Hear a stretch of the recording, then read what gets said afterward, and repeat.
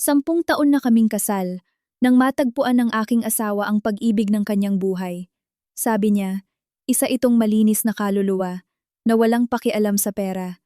Humarap ako sa aking assistant at sinabi, i-cancel ang kanyang mga credit card, isuspend ang delivery ng kanyang gamot, palitan ang mga kandado, ang pag-ibig ng kanyang buhay. Bueno, tutuparin ko ang kanyang kahilingan. Nakaupo ako sa harap ng aking vanity mirror. Tinitignan ng babae sa salamin. Sa edad na 35, mayroon ng bahagyang kulubot sa sulok ng aking mga mata. Ito ang bakas ng gabing walang tulog sa pag-aasikaso ng accounting ng kumpanya, sa sakit ng aking biyanan, at sa walang katapusang scientific projects ng aking asawa. Ngayon, pinili ko ang isang plum-colored silk dress, malalim ngunit mapagpasiya, tulad ng aking kasalukuyang posisyon sa pamilya at sa mundo ng negosyo. Ngayon ang aming ika-10 anibersaryo ng kasal ni Miguel. Madalas sabihin ng mga tao na ang katapatan ng isang asawa ay hindi kailanman napupunta sa wala. Kumapit ako sa pariralang ito sa loob ng isang dekada. Bilang isang spoiled na anak na babae mula sa isang mayamang pamilya, sumang-ayon akong pakasalan si Miguel, isang mahirap na propesor sa universidad na may mabigat na pasanin sa pamilya. Noon, tutol na tutol ang aking mga magulang. Sinabi sa akin ni Mama na hindi problema ang pagpapakasal sa isang mahirap. Ang problema ay ang pagpasok sa isang pamilya na hindi marunong magpahalaga sa anumang bagay. Bata pa ako noon. Naniniwala ako sa pag-ibig, sa kabutihan, at sa talino ni Miguel. Kaya hindi ko pinansin ang lahat ng sinasabi nila. Ibinuhos ko ang lahat ng aking mana at galing sa negosyo upang buuin ang imperyo na mayroon kami ngayon, habang iniaahon ang buong pamilya ng aking asawa mula sa kahirapan. Binuksan ko ang drawer at kinuha ang isang marangyang pulang velvet box.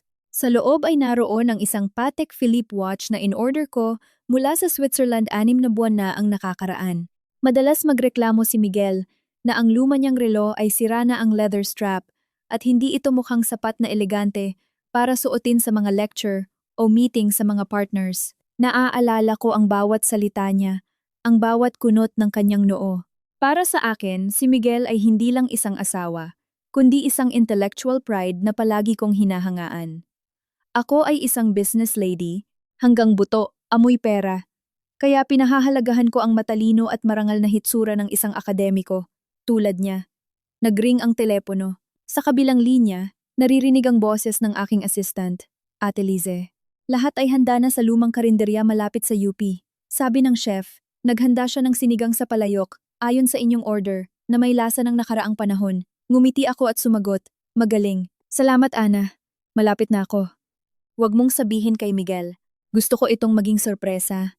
Inilagay ko ang relo sa aking bag, at ang puso ko ay bumilis ang tibok, tulad noong mga unang araw ng aming pag-ibig. Sa halip na mga high-end na restaurant na may kandila at dim lighting na dinadaluhan ng alta sosyedad, nagpasya akong ipagdiwang ang aming anibersaryo doon mismo kung saan nagsimula ang lahat, sa lumang karinderya ng universidad. 10 taon na ang nakakaraan, doon ginanap ang aming kasalan. Napakahirap namin noon. Ilang mesa lang na may simpleng pagkain. Ang ikakasal ay may putik sa sapatos dahil umuulan ng malakas. Ngunit sa gitna ng mga paghihirap at kakulangan, hindi ko kailanman malilimutan ang tingin ni Miguel, na puno ng pasasalamat at mga pangako.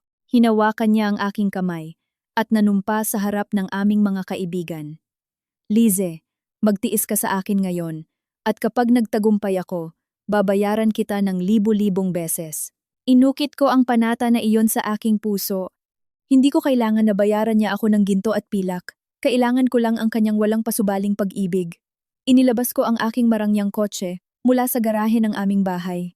Ang mansyon na ito sa Ayala Alabang ay pawis at dugo ng aking huling 10 taon. Ang bawat ladrilyo, ang bawat puno sa hardin, ay pinatubo ng aking mga kamay. Naalala ko si Aling Elena, ang aking biyenan, nakagagaling lang sa bingit ng kamatayan dahil sa isang kidney na hinanap ko sa lahat ng dako.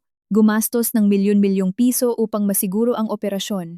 Naalala ko si Sheila, ang aking malikot at magastos na hipag, na bawat buwan ay humihingi sa akin ng pera para sa mga designer bag at party. Pinoprotektahan ko sila hindi dahil sa may sobra akong pera, kundi dahil mahal ko si Miguel. Gusto ko na makapag-focus siya sa kanyang trabaho, nang hindi nag-aalala sa mga pang-araw-araw na pangangailangan. Ang mga kalye ng Makati sa takip silim ay abala, ngunit magaan ang aking puso. Naiisip ko ang gulat na mukha ni Miguel kapag nakita niya ako sa lumang karinderya. Tiyak na labis siyang maaantig. Lagi siyang nostalgic at sentimental na tao. Ang kotse ay dumaan sa mga pamilyar na kalye, ibinabalik ako sa lumang campus ng universidad. Ang mga lumang puno ng akasya ay naroon pa rin, tahimik na saksi sa maraming henerasyon ng mga estudyante. Nagpark ako sa isang tagong sulok, inayos ang aking damit, at naglagay pa ng kaunting pulang lipstick. Gusto kong magmukhang nagliliwanag upang ipakita kay Miguel na, sa kabila ng lumipas na panahon at pampinansyal na panggigipit, napanatili ng kanyang asawa ang kanyang kagandahan at alindog. Bumaba ako sa kotse, at ang malamig na simoy ng hangin ay nagpatangay sa aking sutlang palda. Isang pakiramdam ng pananabik ang bumalot sa aking dibdib. Hindi ko sinabi kay Miguel. Nagpadala lang ako sa kanya ng mensahe na may business dinner ako ngayong gabi at malalate ako, kaya kumain na siya nang wala ako. Sa totoo lang, nakipag-ugnayan ako sa lumang gwardya. Hiniling sa kanya na buksan ang karinderya sa oras na iyon. Hawak ang regalo. Naglakad ako sa lumot na cobblestone path, patungo sa karinderya. Sa aking isipan, naglalaro ang mga alaala. Noong panahong iyon, ang isang serving ng sinigang sa halagang 700 ay ang pinakamalaking luho na maibibigay ni Miguel sa akin. Naghahati kami sa bawat kutsarang sabaw. Ibinibigay namin ang pinakamalambot na piraso ng karne sa isa't isa. Paano naging napakaganda at makahulugan ang mahirap na nakaraan na iyon. Hindi ko inakala na ang lugar na nagtatago ng pinakamagagandang alaala ng aking buhay ay magiging libingan ng aking 10 taong kasal ngayon. Ang kahoy na pinto ng karinderya, na may lamat na pintura, ay bahagyang nakabukas. Nagbigay ito ng mahinang guhit ng dilaw na ilaw. Ngumiti ako. Iniisip na binuksan na ng gwardiya ang ilaw para sa akin. Ngunit hindi. Mayroong kakaiba. Naglaktaw ang aking puso nang makita ko ang pamilyar na itim na Mercedes na nakaparada ng tahimik sa likod ng bakod ng kupas na mga hydrangea. Ito ang kotse na ibinigay ko kay Miguel noong nakaraang buwan bilang paggunita sa kanyang pagtatapos ng doktorado. Bakit narito ang kanyang kotse? Naaalala rin ba niya ang aming anibersaryo at gusto akong sorpresahin? Ang pag-iisip na ito ay bahagyang nagpatahimik sa akin. Marahil kami ng aking asawa ay nasa parehong pahina. Nagtago ako, papalapit, upang gulatin siya, tulad ng aming mga mapaglarong taon ng pag-aaral. Ngunit habang papalapit ako, ang intuwisyon ng isang bihasang babae ay nagpatigas sa aking mga hakbang. Walang musika, walang kapaligiran ng paghahanda sa pagdiriwang, tanging ang nakakapanindig balahibong katahimikan na bumabalot sa lahat, paminsan-minsan ay sinisira ng sipol ng hangin sa mga bitak ng pinto. Nagpasya akong hindi pumasok sa pangunahing pasukan. Nilakad ko ang paligid ng gusali patungo sa likod na pinto. Ito ay patungo sa kusina. Dati, dumaan ako sa rutang ito upang bigyan si Miguel ng karagdagang food stubs kapag nauubusan siya ng pera sa pagtatapos ng buwan. Ang kinakalawang na pinto ng kusina ay bahagyang nakabukas. Ang amoy ng luma, pininturahan na pader ay tumama sa aking ilong, na hinaluan ng isang hindi pamilyar na pabango. Napakatamis at matalas na naging matamis. At pagkatapos, ay narinig ko ang tawanan. Hindi ito ang masayang tawanan ng isang grupo ng mga kaibigan, kundi ang malandi na halakhak ng isang batang babae na pinagsama sa malalim, mainit na boses na narinig ko sa loob ng huling 10 taon, ang boses ng aking asawa. Ang pangit mo. Bakit mo ako pinapunta sa butas na ito? Dito mas ligtas, mas pribado, mahal. Bukod pa rito, maraming alaala ang lugar na ito. Gusto kong lumikha ng bagong alaala kasama ka. Burahin ang lahat ng luma, kupas na. Ang mga salita ni Miguel ay parang isang balde ng tubig na yelo na ibinuhos sa aking mukha. Ang lamig ay umabot sa aking buto. Nanatili akong nakatayo, hawak ang pulang velvet box nang mahigpit na nagbaon ang aking mga kuko sa aking palad na nagdulot ng matinding sakit. Ngunit ang sakit sa pisikal ay wala kumpara sa sugat ng kutsilyo, nakakabasag lang sa aking puso. Burahin ang lahat ng luma, kupas na. Lumalabas ang aking 15 taon ng kabataan, 15 taon ng sakripisyo, 15 taon ng pagbabahagi ng kalungkutan at kagalakan, ay para sa kanya ay wala nang iba kundi isang lumang bagay na kailangang burahin. Pinigilan ko ang aking hininga at dumikit sa pader na may grasa. Sinusubukang marinig ang bawat salita. Kailangan kong malaman kung sino ang babaeng ito at kung gaano kasama ang pagkasira ng aking asawa, ang isang scholar, ang isang huwarang asawa. Ang dilim ng sulok ng kusina ay tila nilamon ako. Ngunit ang dilim na ito ang tumulong sa akin na makita ang totoong mukha ng taong dating hinangaan ko. Ang awkward at malupit na eksena ay malapit nang matapos. Nagtago ako sa likod ng swing door na naghihiwalay sa kusina mula sa pangunahing bahagi ng karinderya. Ang makipot na siwang ay halos hindi pinahintulutan ang aking tingin na makalusot. Ngunit sapat na ito upang maitala ang buong eksena sa loob.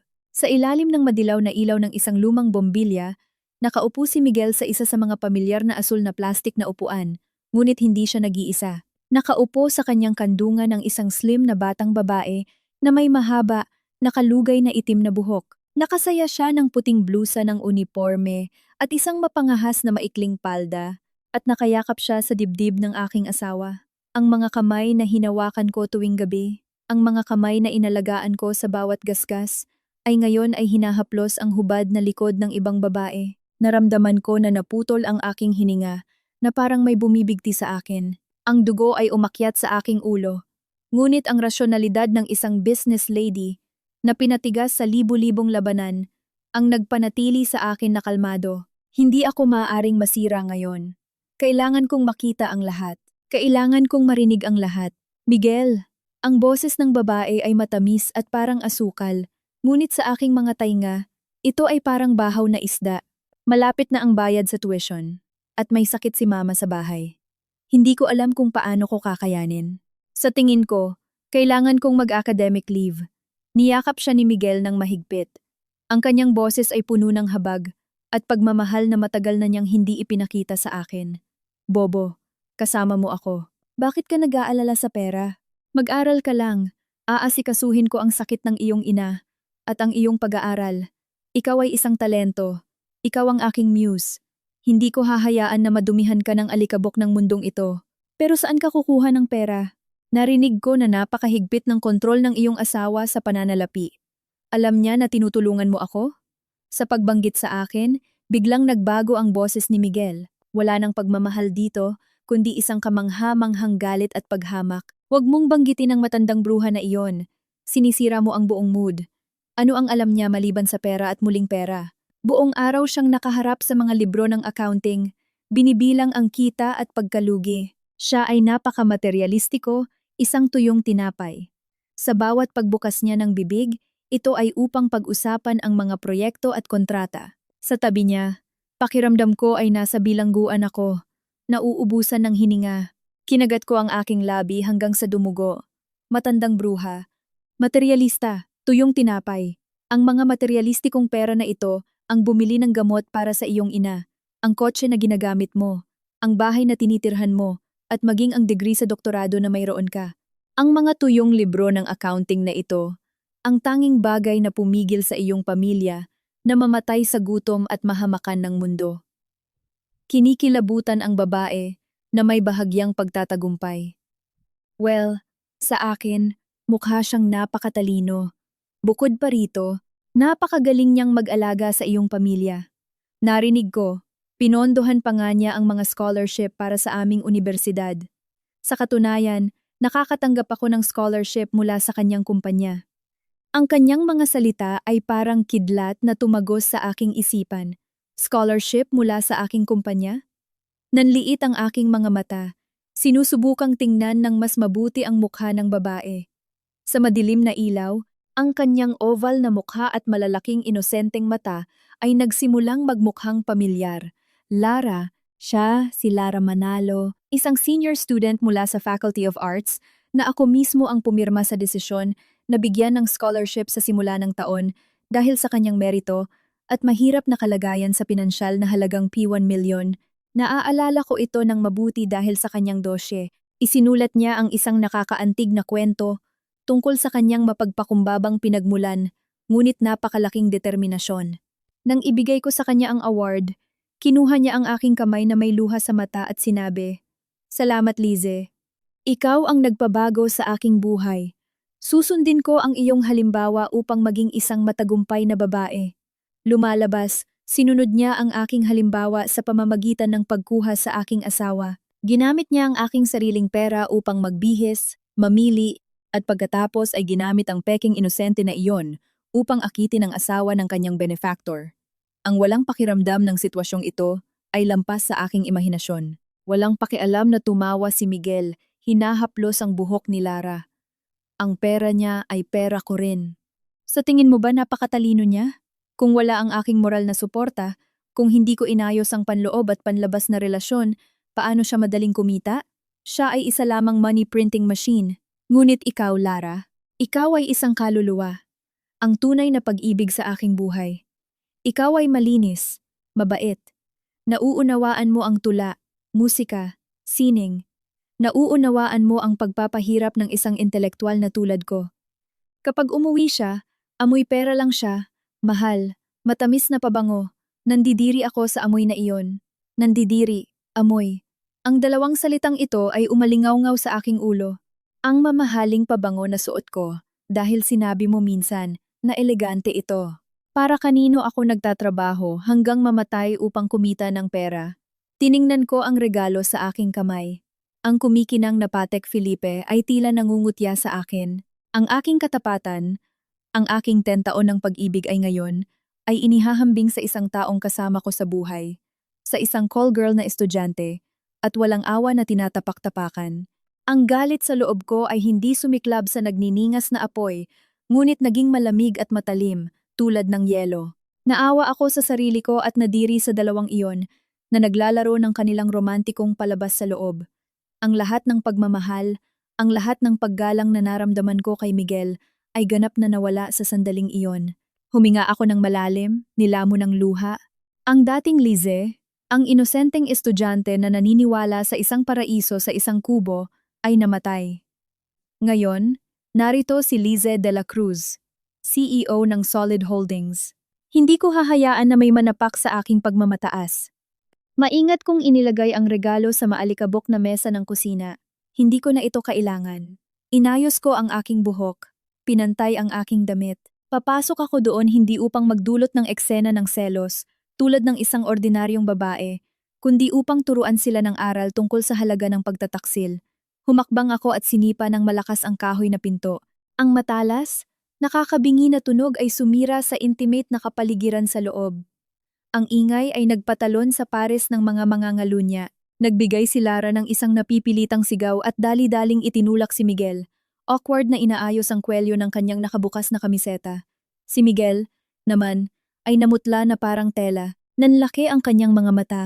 Nakatitig sa pinto, na parang nakakita siya ng multo. Nakatayo ako sa pintuan. Ang aking anino ay isang mahabang guhit sa lumang tile floor. Ang aking tingin ay parang yelo. Sinusuri ko ang dalawa, nanginginig na parang mga daga sa kanal, nahuli sa liwanag ng isang spotlight. Lize, nanginginig ang boses ni Miguel. Nauutal siya, hindi makapagsalita. Ano? Anong ginagawa mo rito? Hindi ako agad sumagot. Kalmado akong pumasok. Ang tunog ng aking mga takong sa sahig ay pantay at matigas, tulad ng martilyo ng isang hukom na handang magbigay ng hatol. Lumapit ako ng diretso sa plastic table. Inusog ko ang upuan sa tapat nila at umupo.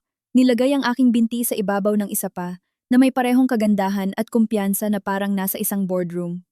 Lubhang nagulat, pinilit kong ngumiti. Isang ngiti na, alam ko, ay mas nakakatakot kaysa sa pag-iyak. Hindi ba ito ang ating ika-10 anibersaryo? Dumating ako upang balikan ang nakaraan. At ano ang natuklasan ko? Isang napaka-interesanteng palabas. Nakilala na ako ni Lara. Ang kanyang mukha ay maputlang-maputla, walang bahid ng dugo. Dali-dali niyang ibinaba ang kanyang ulo, magkakrus ang mga kamay, at mahiyain na nagtago sa likod ni Miguel. Lize, pasensya na. Manahimik. Ang aking boses ay isang bulong, ngunit may sapat na awtoridad upang siya ay tumahimik. Hindi ko binigyan ng pahintulot na magsalita. Humarap ako kay Miguel. Ang taong kanina lang sa umaga ay buong pagmamahal kong tinalian ng kurbata. Ngayon, sa nakikita ko ang kanyang gusot na anyo, na labis na pinagpapawisan sa takot, tanging malalim na paghamak lamang ang naramdaman ko para sa kanyang kaduwagan. Ano ang sinasabi mo kanina? Ikinaling ako ang aking ulo. Nagkunwaring nag-iisip. Matandang bruha. Materialista. Tuyong tinapay. Na nauunawaan lamang ang pera. Miguel, sa loob ng huling pentaon, ang matandang babae na ito ang sumuporta sa buong pamilya mo, mula sa pagkain at tirahan hanggang sa iyong peking karangalan. Sabi mo, nasusuka ka sa aking pera, ngunit buwan-buwan mo itong tinatanggap. Ang kotse na ginagamit mo, ang mga damit na suot mo, maging ang panloob na damit na suot mo. Mayroon bang anumang hindi binili ng aking nakasusuklam na pera? Si Miguel, matapos ang unang takot, ay tila nakabangon. Nagising ang kanyang nasaktan na pagmamalaki bilang isang nag-iisip. Tumayo siya, inayos ang kanyang damit, sinusubukang ibalik ang kanyang karaniwang dignidad. Huwag mong isipin na dahil may pera ka, maari kang dumating dito at sermonan ako, singhal ni Miguel, namula ang kanyang mukha. Minanmanan mo ako, umupa ka ng tagamanman. Alam ko na, ang mamuhay kasama ka ay parang nasa bilangguan.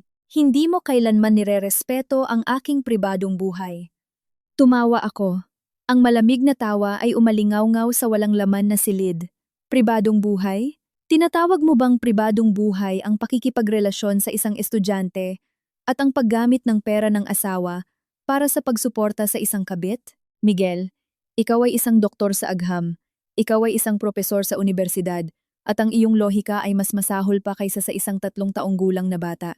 Hindi ko kailangan na manmanan ka. Ang langit ay may mga mata. Mahal ko. Dumating ako rito upang sorpresahin ka. Ngunit ang sorpresa na inihanda mo para sa akin ay napakalaki.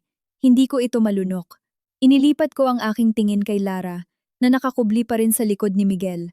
At ikaw, Lara Manalo, isang napakatalinong estudyante, isang huwaran ng paglampas sa mga paghihirap. Binigyan ko ng diin ang bawat salita. Tinatanggap mo ang aking scholarship, tinatanggap mo ang aking sponsorship, at binabayaran mo ako sa pamamagitan ng pakikipagtalik sa aking asawa. Iyan ba ang moralidad na natutunan mo sa buhay? Biglang itinaas ni Lara ang kanyang ulo. Puno ng luha ang kanyang mga mata, isang tingin na magpapahintulot sa sinumang lalaki na gustong ipagtanggol siya, ngunit sa akin ay nagdulot lamang ng pagkasuklam. Lize, wag mo akong insultuhin. Kami ni Professor De La Cruz ay magkasama dahil sa tunay na pag-ibig. Mayroon kaming spiritual connection. Hindi ko kailangan ng iyong pera. Mahal ko siya kung ano siya. Napakagaling. Tunay na pag-ibig. May pait akong pumalakpak. Hindi mo kailangan ng pera? At sino ang nagrereklamo kanina lang tungkol sa kahirapan at humihingi ng pera para sa tuition? Sino ang humingi ng pera para sa paggamot ng kanyang ina sa bahay? Sa tingin mo ba ako ay tanga? Kung si Miguel ay isang courier mula sa Grab, isang gutom na construction worker, magkakaroon ka ba ng spiritual connection sa kanya? O napansin mo lamang ang kanyang titulo bilang propesor at ang kumikinang na Mercedes na ginagamit niya? Si Miguel, na nakita na ang kanyang maliit na kabit ay nasa sulok, ay lumapit upang ipagtanggol siya, nagalit na nakatingin sa akin. Manahimik ka! Huwag mong subukang husgahan si Lara sa iyong bastos. Bulgar na pag-uugali. Siya ay libu-libong beses na mas malinis at banal kaysa sa iyo. Tingnan mo ang iyong sarili, laging nag-uusap tungkol sa pera. Kailan ka ba huminto upang intindihin kung ano ang kailangan ko? Kung ano ang iniisip ko? Binibigyan ako ni Lara ng inspirasyon. Ginagawa niya akong pakiramdam na isang tunay na lalaki, hindi isang alalay, na pakiramdam ko kapag kasama kita. Alalay. Tumayo ako upang direkta siyang tingnan. Hindi ako ganoon katangkad tulad niya. Ngunit ang aking aura sa sandaling iyon ay nagpaatras sa kanya. Kaya sa wakas ay inaamin mo na ikaw ay isang alalay. Napakabuti. Kung ganoon ka nangawa sa buhay na ito, ganoon ka nangawa sa asawang amoy pera, pagkatapos ay palayain natin ang isa't isa. Direkta ko siyang tiningnan, matatag na binibigkas ang bawat salita. Bukas, magsasampa ako ng diborsiyo.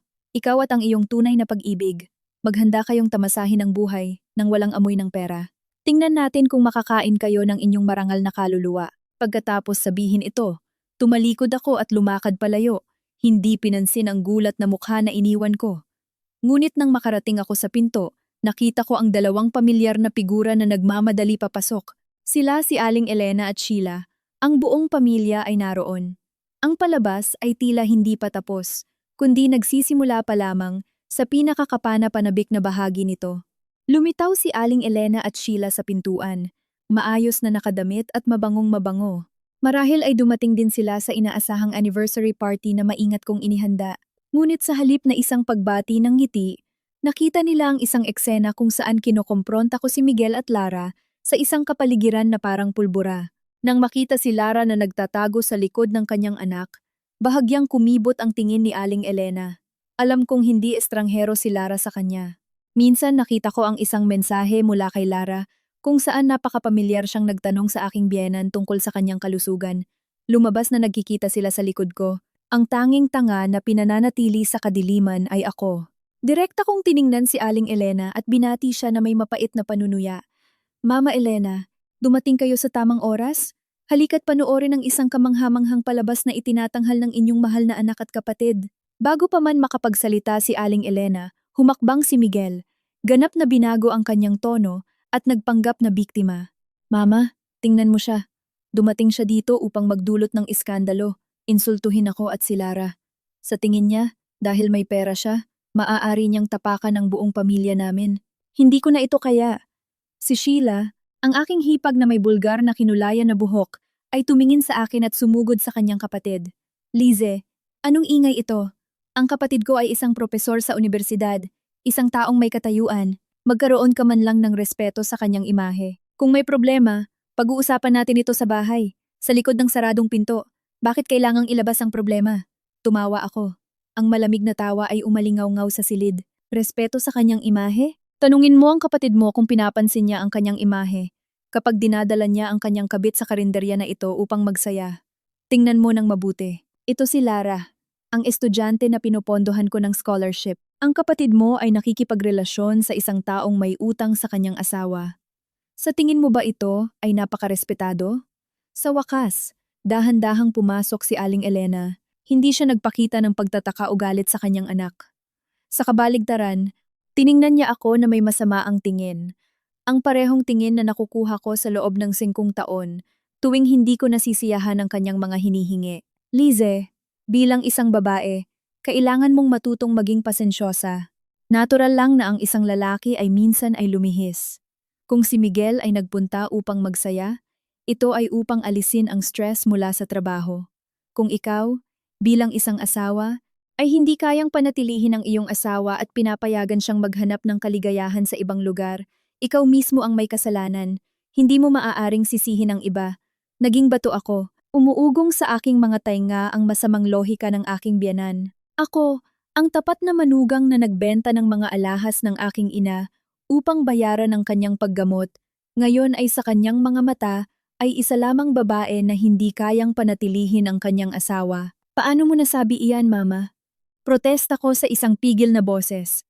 Isinakripisyo ko ang lahat para sa pamilyang ito at kapalit nito, nakukuha ko ang bukas na pagtataksil na ito.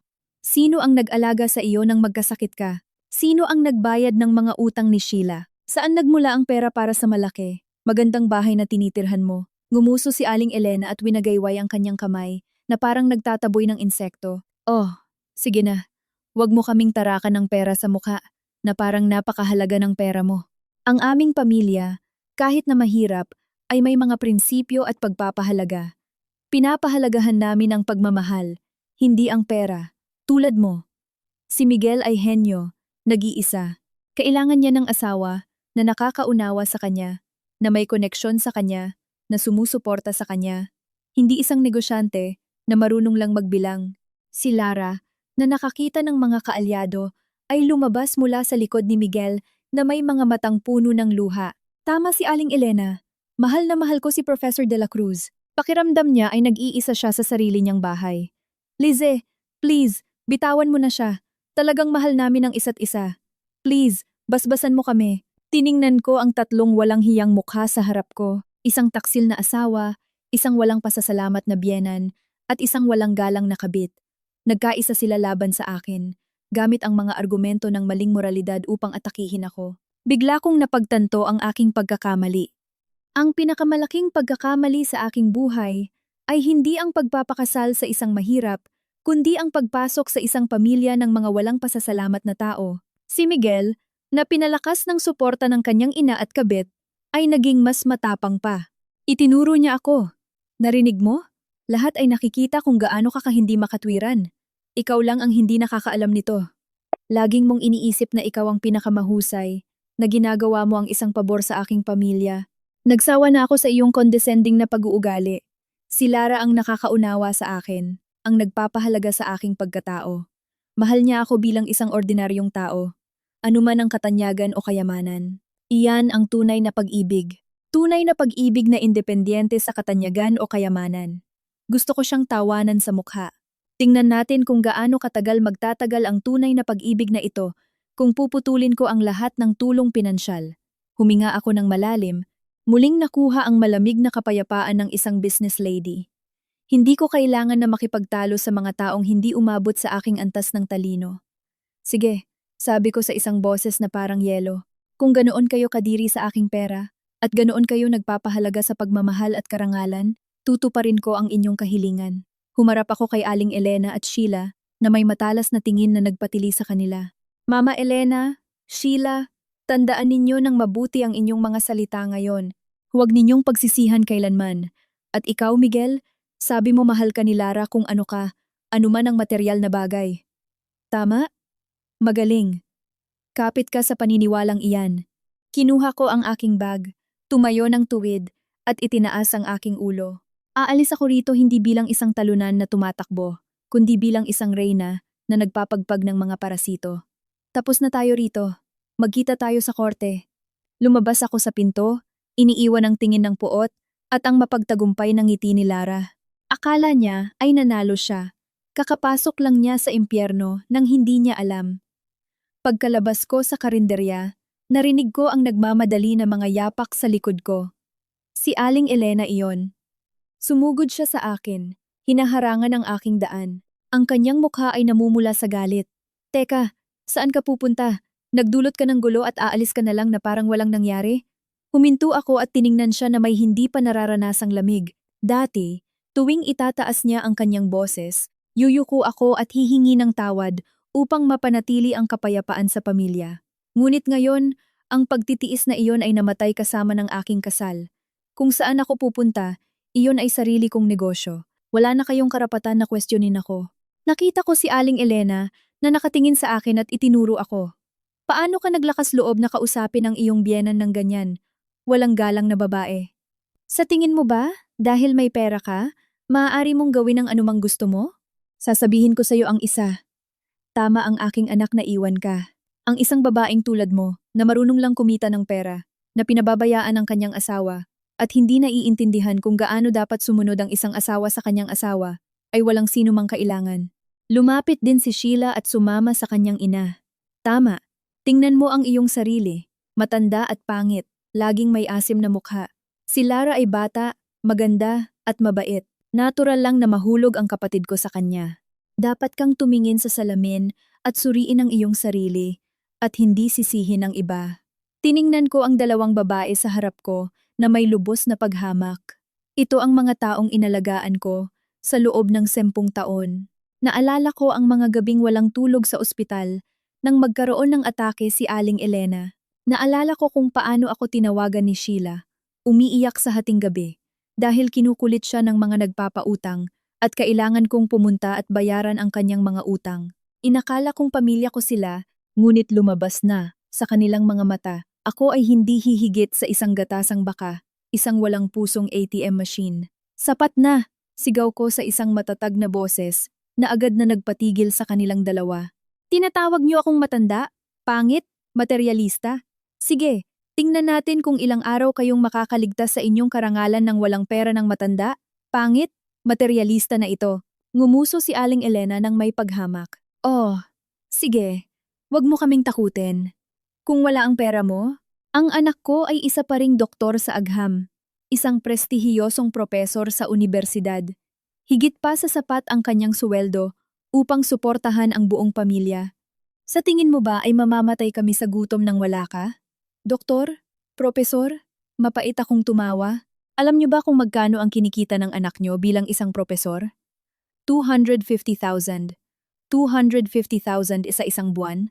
Mama, hindi sapat ang halagang iyan para sa isang bote ng inyong vitamin supplements o sa damit ng inyong anak.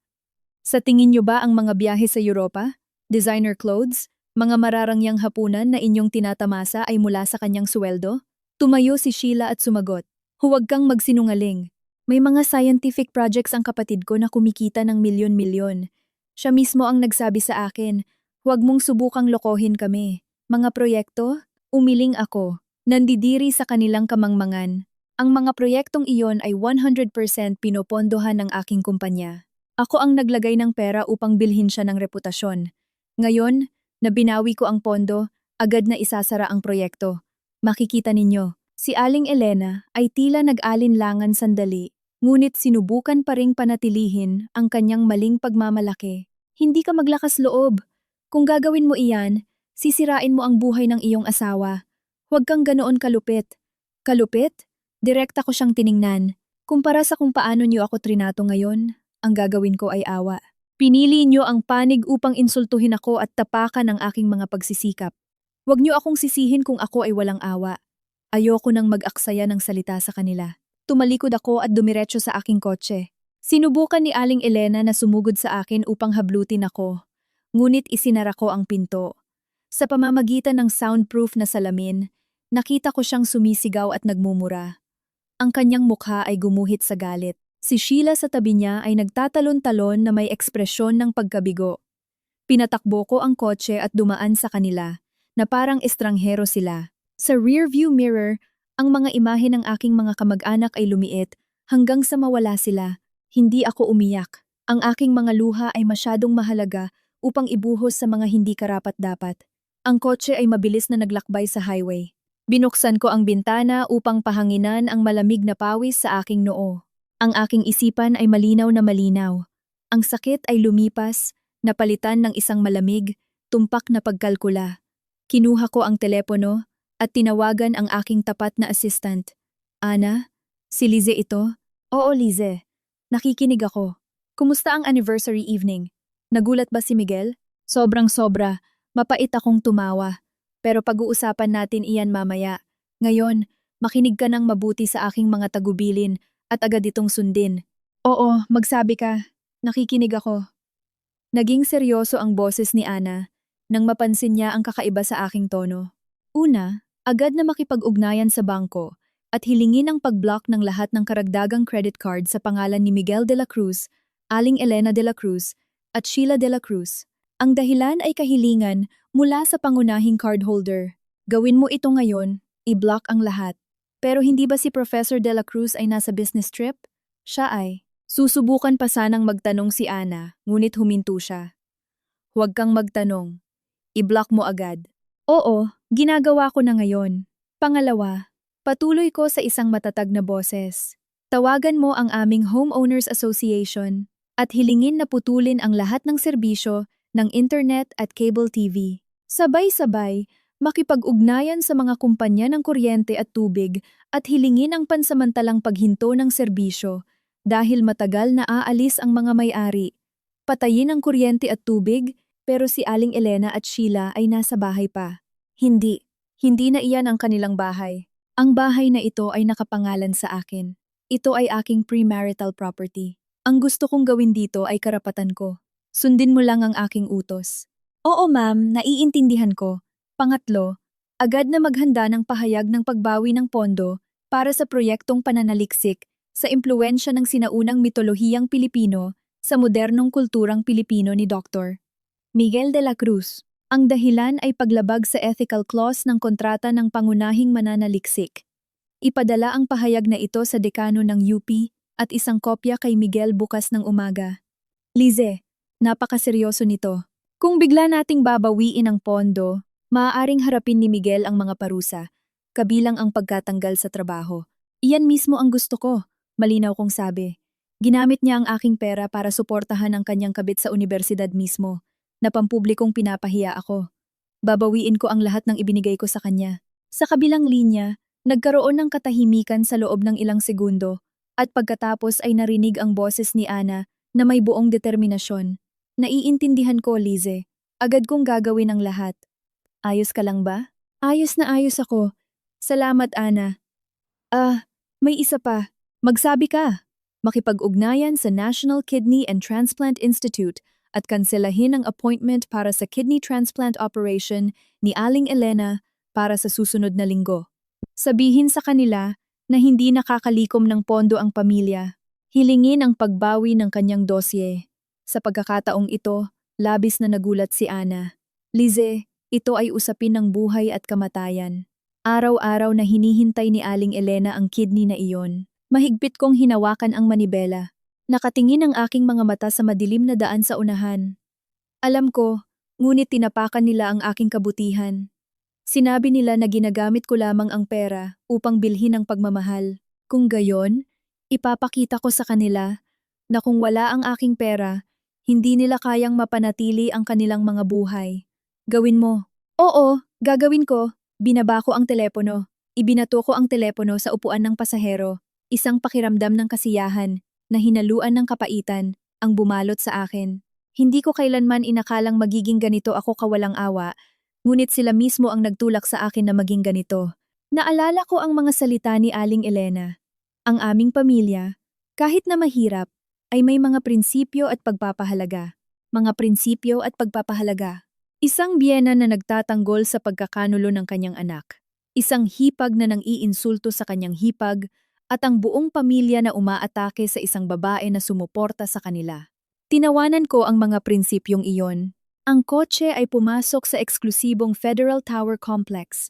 Hindi ako bumalik sa bahay sa Ayala Alabang. Ang lugar na iyon ngayon ay nadungisan ng hininga ng mga taksil. May penthouse ako rito, na lihim kong binili 2 taon na ang nakaraan, na nilalayong gamitin bilang isang tahimik na kanlungan kapag napagod ako. Ngayon, ito ang magiging aking kuta, ang lugar kung saan magsisimula ang aking bagong buhay. Nagpark ako sa garahe at umakyat sa pribadong elevator. Habang pinapanood ko ang mga numero sa panel na tumataas sa ika, 50 palapag, alam kong nagsisimula pa lang ang totoong labanan. Ang gabing ito ay magiging napakahaba para sa kanila.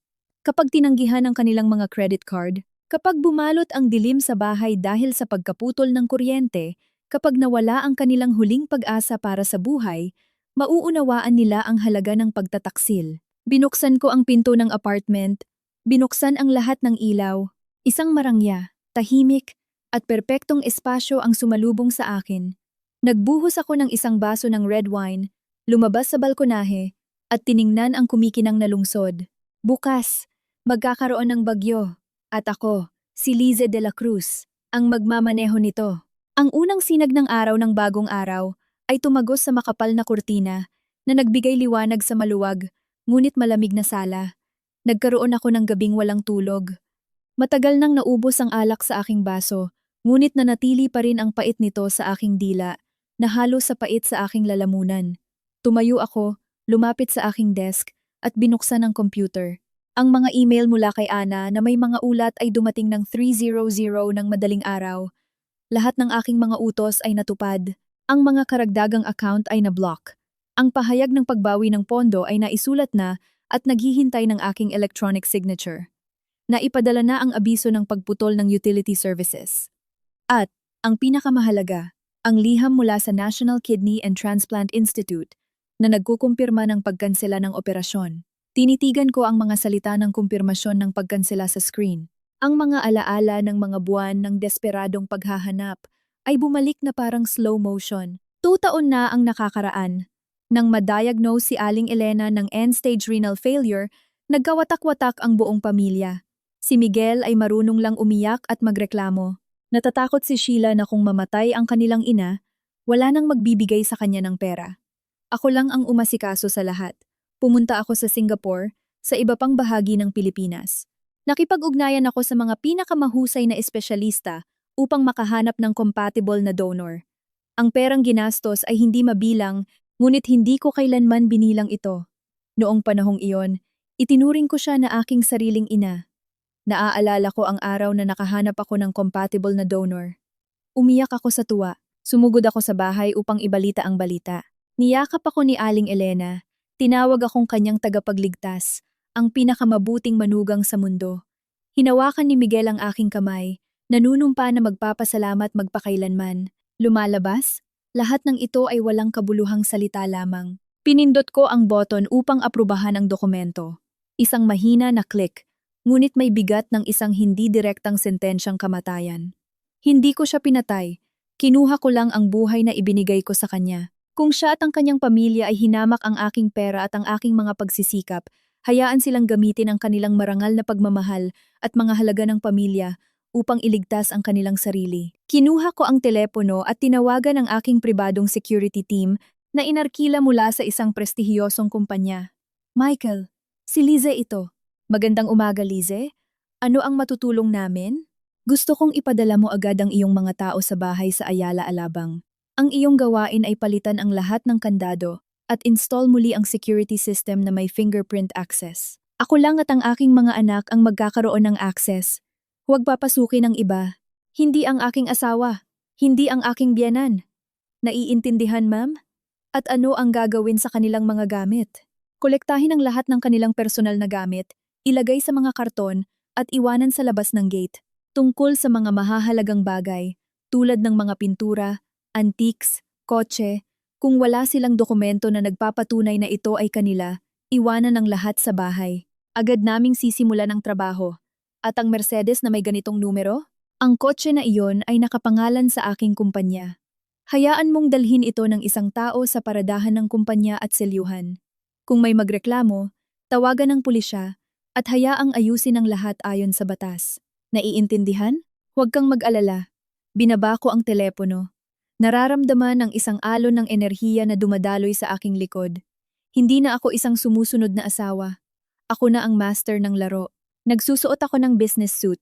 Maingat kong nilagyan ng makeup upang itago ang maitim na bilog sa ilalim ng aking mga mata. Ngayon ay mayroon akong isa pang mahalagang pulong. Isang pulong sa mga pinakamahalagang tao sa aking buhay. Ang aking dalawang maliliit na anak. Pumunta ako sa international school kung saan nag-aaral ang aking mga anak. Si Paulo, 10 taong gulang, at si Sofia, 8 taong gulang. Sila ang aking pinakamahalagang kayamanan. Ang tanging dahilan kung bakit matagal akong nag-atubili sa diborsiyo. Natatakot ako na mawawalan sila ng ama, na magdurusa sila. Ngunit matapos ang gabing kahapon, naunawaan ko na ang hayaan silang mamuhay sa kapaligiran ng kasinungalingan, kasama ang isang mapagkunwaring ama at isang malupit na lola ay ang pinakamalaking kalupitan. Humingi ako ng pahintulot sa paaralan na kunin sila ng maaga. Nang makita nila ako, tumakbo silang dalawa at niyakap ako. Mama, ang aga mo naman kaming sinundo ngayon. At si Papa? Tanong ni Paulo. Ang kanyang matatalinong mata ay nagsusuri sa akin. Nasa business trip si Papa, mahal. Ngayon, magsasama tayo upang kumain ng ice cream. At pagkatapos ay may sasabihin si Mama sa inyo. Dinala ko sila sa kanilang paboritong cafe, isang ice cream parlor sa tabi ng Manila Bay. Habang pinapanood ko ang mga bata na kumakain ng ice cream ng may ganoong inosente, kumirot ang aking puso. Paano ko sasabihin sa kanila na ang kanilang ama ay isang taksil, na ang kanilang lola ay walang pasasalamat? Hindi, ayaw kong maghasik ng puot sa kanilang mga batang isip. Bibigyan ko sila ng pagpipilian. Paulo, Sofia, malumanay kong simulan. Kung balang araw, hindi na magkasama sina Papa at Mama, kanino nyo gustong manirahan? Huminto sa pagkain ng mga bata at tumingin sa akin. Si Sofia ang aking sensitibong anak, na may luha sa kanyang mga mata. Mama, Papa, nag-away kayo? Ayoko na maghiwalay kayo. Naghiwalay ang mga magulang ng kaibigan ko. At malungkot siya. Niyakap ko siya at hinaplos ang kanyang buhok. Paumanhin, Sofia. May mga bagay na hindi kayang ayusin ng mga matatanda. Hindi na nagkakasundo sina Papa at Mama. Ngunit anuman ang mangyari, palagi ka naming mamahalin. Si Paulo, ang mas matanda, ay mas matanda sa kanyang edad. Inilapag niya ang kanyang ice cream at direkta akong tiningnan. Alam ko na may iba si Papa. Natigilan ako. Paano? Paano mo nalaman? Nakikita ko kung paano siya ngumingiti sa kanyang sarili habang nagte-text. Minsan, humingi ako ng kanyang telepono upang maglaro at nakita ko ang isang mensahe mula sa isang babae na tumatawag sa kanya ng My Love. Inilagay ni Papa ang pangalan niya bilang Lara Student. Wala akong masabi. Lumalabas, ang mga bata ngayon ay mas sensitibo at mapagmasid kaysa sa iniisip ng mga matatanda. Matagal nang alam ng aking anak ang lahat, ngunit itinago niya ito sa kanyang sarili. At ano ang iniisip mo tungkol dito? Tanong ko, na nanginginig ang boses. Ayoko kay Papa. Matatag na sabi ni Paulo. Hindi siya kailanman nakikipaglaro sa amin. Laging siyang abala. Kapag umuwi siya, sinisigawan niya kami. Si Mama lang ang nagdadala sa amin sa eskwelahan, sa mga lakad. Tinutulungan niya kami sa aming mga takdang aralin. Laging nagsisinungaling si Papa. Sabi niya pupunta siya sa isang pulong, ngunit nakita ko siyang pumasok sa cafe, kasama ang babaeng iyon. Dagdag ni Sofia, gusto ko ring manirahan kay mama. Laging sinisigawan ako ni Lola at sinasabi na wala akong silbi, tulad ng aking ina. At laging ako niloloko ni Tita Sheila at kinukuha ang aking mga laruan. Takot na takot ako sa kanila. Nang marinig ang mga salita ng aking mga anak, naramdaman ko na parang nahati ang aking puso sa libu-libong piraso. Sinubukan kong protektahan sila, ngunit ang toxicity ng pamilya ng aking asawa ay matagal nang tumagos sa kanilang kaluluwa. Si Aling Elena, Sheila at Miguel ay hindi lamang ako sinaktan, kundi pati na rin ang kanilang sariling dugo. Sige, pinunasan ko ang aking mga luha at determinadong ngumiti. Pinapangako ko sa inyo, mula ngayon, poprotektan kayo ni Mama. Wala nang sino mang sasaktan kayo. Lilipat tayo sa bagong bahay, tayong tatlo lang, at magiging napakasaya natin. Sige. Oo, sabi nilang sabay at tumakbo sa aking yakap. Ang aking pinakamalaking pag-aalala ay nawala. Pinili ako ng aking mga anak.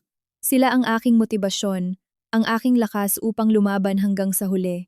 Iniwan ko ang mga bata sa aking mga magulang sa loob ng ilang araw upang mapalaya ang aking mga kamay at ayusin ang gulo sa bahay. Ang aking mga magulang, nang marinig ang kwento, ay galit na galit, ngunit sinuportahan ang aking desisyon. Sinabi sa akin ni Itay, "Tama ang ginagawa mo, anak. Mali kami sa pagpilit sa iyong magtiis. Ngayon, dapat kang mamuhay para sa iyong sarili at sa iyong mga anak. Kung may kailangan ka, tutulungan ka namin." Sa suporta ng aking pamilya at sa mga anak bilang motibasyon, pakiramdam ko ay mas malakas ako kaysa dati. Bumalik ako sa aking penthouse, handa na para sa grand performance na malapit nang magsimula sa bahay sa Ayala, Alabang. Alas 5:00 ng hapon. Ayon sa ulat ng security team, bumalik si Aling Elena mula sa card game ng 4:30 ng hapon. Ugali niya ang sumakay ng taxi patungo sa gate at paulit-ulit na tawagin ang kampana upang lumabas ang katulong at buksan. Ngunit ngayon, nagbago ang senaryo. Bumaba si Aling Elena sa kotse at nagsimulang tawagin ang kampana ng walang tigil. Lumipas ang 1 minuto, 2, 5. Nanatiling sarado ang mabibigat na bakod na bakal. Walang lumabas upang magbukas.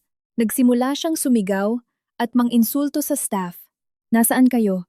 Mga walang silbing tao. Namatay na ba kayong lahat? Bakit hindi kayo lumabas upang buksan ang pinto sa inyong ginang?" Tanging katahimikan lamang ang sumagot sa kanya. Nagsimulang mawalan ng pasensya ang taxi driver at humingi ng bayad. Naghalungkat si Aling Elena sa kanyang bag at kinuha ang karagdagang credit card na ibinigay ko sa kanya para sa mga gastos. Inabot ito sa driver. "Ayan, umalis ka na rito at maglaho ka. Kailangan kong pumasok at ayusin ang mga taong ito." Idinaan ng taxi driver ang card sa terminal. Nagbigay ng mahabang beep ang device at nagpakita ng mensahe. "Transaksyon tinanggihan. Error sa card.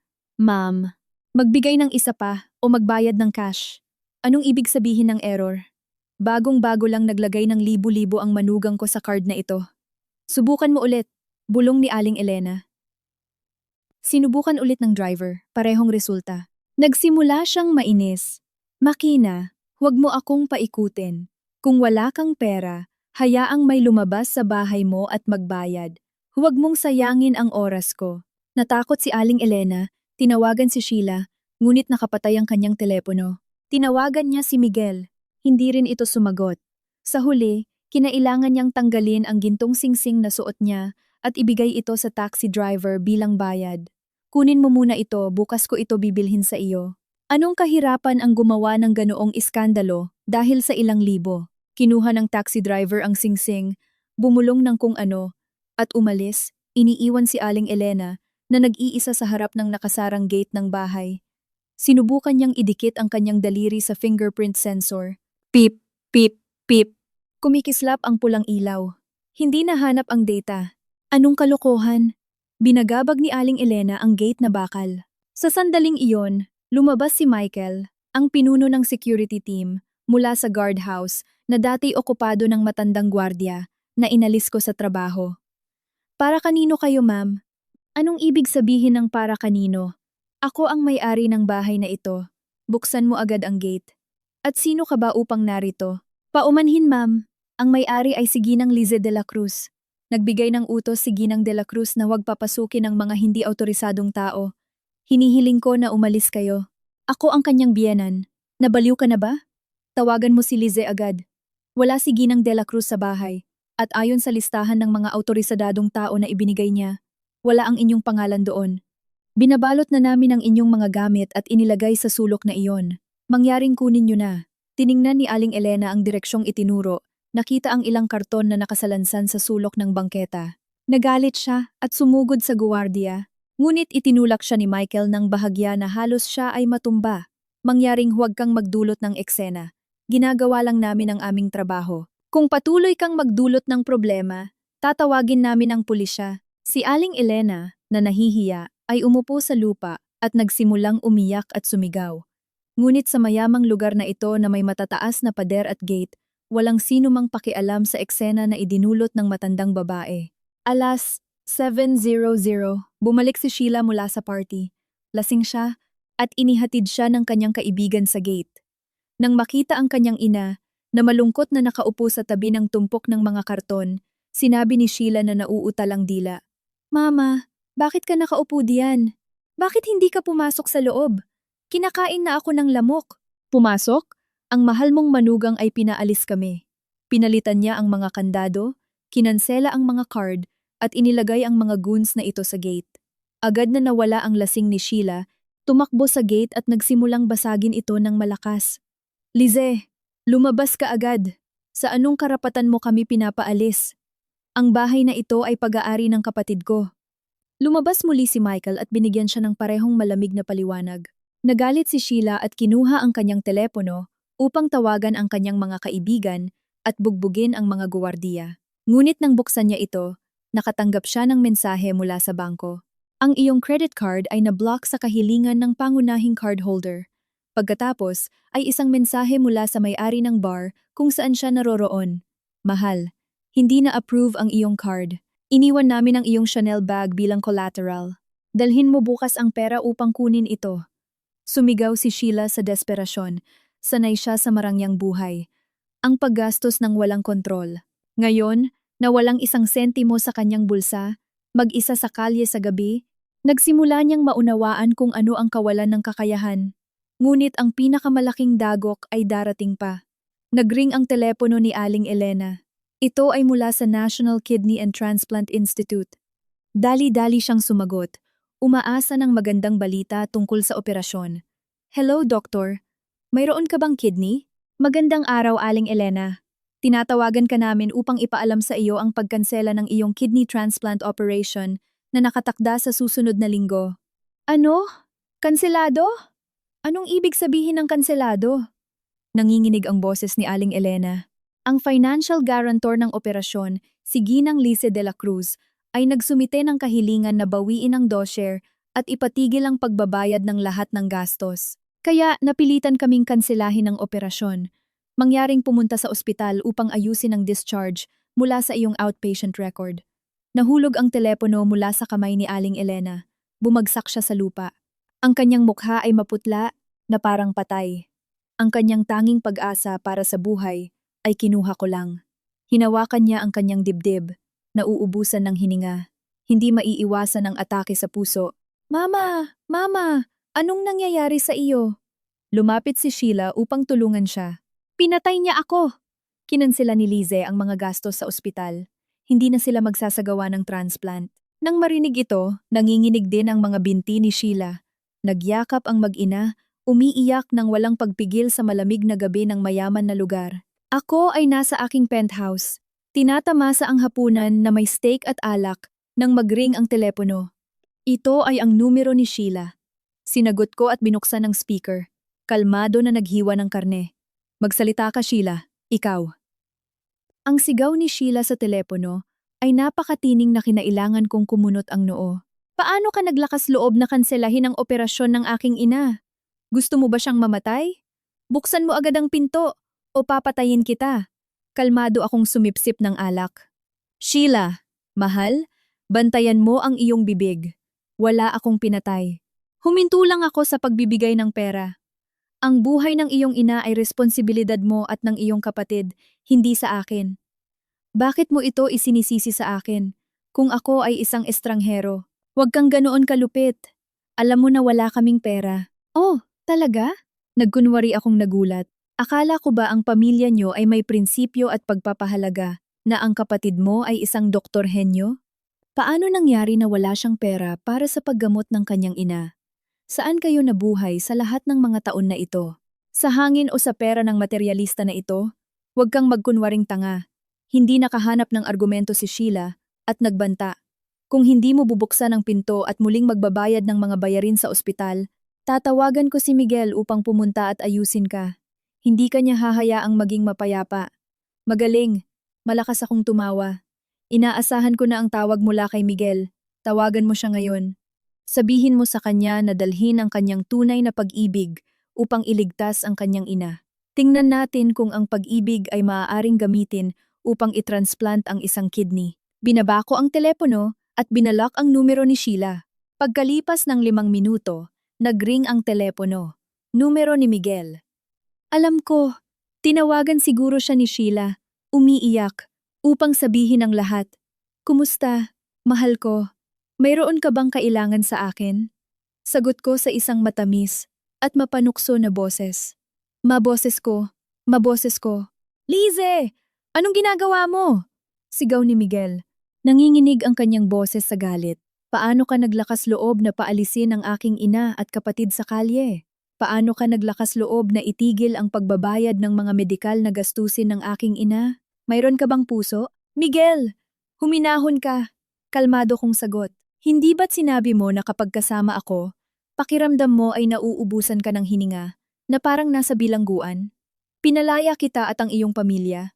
Ibinabalik ko sa inyo ang kalayaan na maging independyente at alagaan ang isa't isa sa inyong marangal na pag-ibig. Dapat kang magpasalamat sa akin. Huwag kang magsubok na bigyang katwiran. Ang ginagawa mo ay iligal. Ang bahay na ito ay conjugal property. Wala kang karapatang paalisin ang aking pamilya. Conjugal property? Miguel? Para sa isang matalino at nabasa na tao, kaunti lang ang alam mo tungkol sa batas. Ang bahay na ito ay namana ko mula sa aking mga lolo't lola bago kami ikasal. Nakapangalan lang ito sa akin. Nakalimutan mo ba ang prenuptial agreement na pinirmahan natin? Ang ari-arian na nakuha bago ang kasal ay hiwalay na pag-aari. Kung sino ang papayagan kong manirahan sa aking bahay ay aking desisyon. Nawalan ng dila si Miguel. Marahil ay nakalimutan niya o gusto niyang kalimutan ang kontrata na pinilit ng aking mga magulang na pirmahan niya upang protektahan ang aking ari-arian. Napakahusay. Kung ganyan ka kawalang pasasalamat, wag mo akong sisihin kung ako ay walang awa. Hintayin mo. Darating ako ngayon. Halika. Darating ka. Maghihintay ako sa iyo dito. At huwag mong kalimutang dalhin ang iyong maliit na kabit upang makita niya kung paano nakayanan ng kanyang tunay na lalaki kapag wala siyang asawa na pagkakapitan. Pagkalipas ng kalahating oras, huminto ng may ingay ang taxi na may lulan sina Miguel at Lara sa gate ng bahay. Galit na lumabas si Miguel sa kotse. Mahiyain siyang sinundan ni Lara. Ang kanyang mukha ay puno ng pag-aalala. Napanood ko ang lahat sa pamamagitan ng security camera system na konektado sa aking iPad. Ang larawan ng kanyang pamilya ay kahabag-habag. Si Aling Elena ay nakahiga, nakabaluktot sa isang karton na tinatakpan ng jacket ni Miguel. Nakaupo si Sheila sa lupa na may gusot na mukha. Ang kanyang make-up mula sa gabi ay kumalat, na nagmukha siyang isang clown. Sina Miguel at Lara ay nakaupo ng magkasama sa gilid, na mukhang pagod at talunan. Nagpalipas sila ng buong gabi sa labas. Tinitiis ang lamig at hamog. Marahil ay naroon pa rin sila. Umaasa na lalambot ako at bubuksan ko ang pinto para sa kanila. Ngunit nagkamali sila. Matagal na nilang pinatay ang aking awa. Pinindot ko ang busina ng mahaba at matining. Ang tunog ay nagpatili sa kanilang lahat. Tumayo si Aling Elena, pinunasan ang kanyang mga mata. Tumalon sina Miguel at Lara, nakatingin sa papalapit na marangyang kotse. Ibinaba ko ang bintana, tinanggal ang aking salamin, at tiningnan sila ng may malamig na pagkawalang awa. Magandang umaga sa inyong lahat. Kumusta ang gabi sa ilalim ng mga bituin? Romantiko. Tulad sa isang pelikula. Sumugod si Miguel sa kotse, binagabag ang salamin. Lize, lumabas ka ngayon. Gaano katagal mo pa kami pahihirapan? Namamatay na ang nanay ko. Kalmado kong binuksan ang pinto at lumabas sa kotse.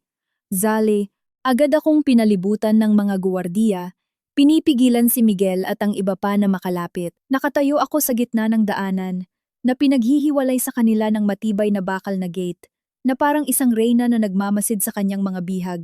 Pahihirapan kayo? Mapang-uyam akong tumawa. Hindi ko itinali ang inyong mga kamay at paa. Mayroon kayong mga paa.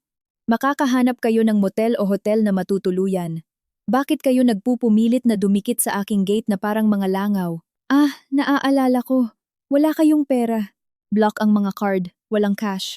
Anong trahedya para sa mga imitator ng mataas na lipunan?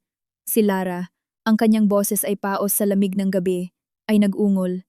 Lize, please, kung galit ka, ipaubos mo sa akin. Pero wag mong pahirapan si Aling Elena at Professor De La Cruz. Mahina na siya. Hayaan mo siyang magpahinga sandali. Humarap ako kay Lara na sinusubukan pa ring magpanggap na banal na martir. Manahimik ka! Wala kang boses o karapatan na magsalita dito. Sabi mo, wag mong pahirapan sila. Ikaw ang sumira sa pamilyang ito at nagpaalis sa kanila. Ginamit mo ang aking pera upang bumili ng mga bag, damit, pumunta sa spa, at pagandahin ang iyong sarili upang akitin ang aking asawa. At ngayon, nagpapakita ka ng pagsisisi. Kinuha ko ang isang makapal na folder mula sa aking bag at ibinato ito sa kanilang mga paa sa pamamagitan ng rehas ng gate. Tingnan ninyo, ito ang inyong mga pahayag ng gastos sa huling 6 na buwan mula sa karagdagang card na lihim na binuksan ni Miguel para sa inyo. 200,000 para sa isang Gucci bag, 700,000 para sa isang weekend getaway, 35,000 sa isang linggo, para sa mga restaurant, sa kabuuan, halos 3 milyon. Sa perang ito, maari kayong magrenta ng isang marangyang apartment para sa buong pamilya sa loob ng 1 taon. Nang marinig ang halagang 3 milyon, nagliwanag ang mga mata ni Aling Elena at Sheila. Sumugod sila upang kunin ang folder. Nanginginig na binuklat ni Aling Elena ang mga pahina ng mga pahayag. Nagbago ang kulay ng kanyang mukha. Paano ka naglakas loob na gamitin ang pera ng aking anak upang bumili ng mga designer bag? Galit na humarap si Aling Elena kay Lara. Kapag humingi ako ng pera sa kanya para sa gamot, laging siyang umiiwas. At sa iyo, ibinibigay niya ang lahat ng perang ito. Sumigaw din si Sheila. Humingi ako kay Miguel ng 7,000 para sa isang damit at sinaway niya ako sa aking pagiging magastos. At naglakas loob kang gumastos ng pera na parang wala lang ito? Natakot si Lara, umatras, nauutal. Hindi ganyan, tita. Si Professor De La Cruz ang bumili nito para sa akin. Hindi ko siya pinilit. Si Miguel, na nasa pagitan ng 2 apoy, ay hindi alam kung sino ang ipagtatanggol. Gusto niyang ipagtanggol ang kanyang kabit, ngunit natatakot siya sa galit ng kanyang ina at kapatid. Mama, Sheila, huminahon kayo. May paliwanag ang lahat. Paliwanag? Anong paliwanag dito? Putol ko. Sige. Magkagatan kayo. Dumating lang ako para magbigay ng balita kay Miguel.